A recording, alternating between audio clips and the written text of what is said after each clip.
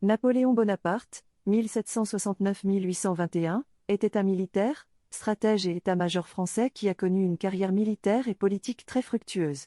Il est devenu premier consul de la République française en 1799, puis empereur de la France en 1804. Sous sa direction, la France est devenue l'une des plus grandes puissances militaires et politiques d'Europe.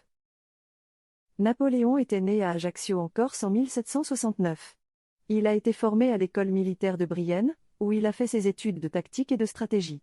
En 1793, il a été nommé colonel de l'armée française et a remporté des victoires importantes contre les armées autrichiennes et britanniques. L'année suivante, il a été nommé général de division et a mené la campagne d'Italie qui a renforcé sa réputation de militaire. En 1799, Napoléon est devenu premier consul de la République française. Il a mis en œuvre des réformes fiscales et administratives qui ont renforcé l'unification et la centralisation du pays. Il a consolidé et unifié les codes juridiques et a promu l'éducation et la culture. En 1804, il s'est autoproclamé empereur de la France et a instauré le consulat à vie. Napoléon a dirigé l'armée française dans des campagnes militaires victorieuses qui ont porté la France à la position de puissance européenne dominante. Ses victoires militaires les plus célèbres sont celles de l'armée d'Italie, de la campagne de Russie, de la campagne d'Égypte et de la bataille de Waterloo.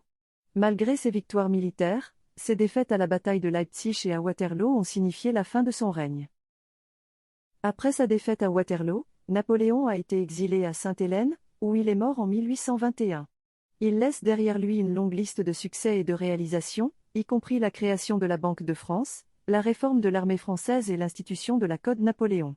Sa vision et son influence ont été ressenties jusqu'à aujourd'hui. Napoléon est l'une des figures les plus célèbres de l'histoire de France. Sa carrière militaire et politique a été marquée par des succès significatifs et des défaites inévitables. Sa contribution à la France et à l'Europe a été considérable. Il est considéré comme l'un des plus grands stratèges militaires et politiques de tous les temps.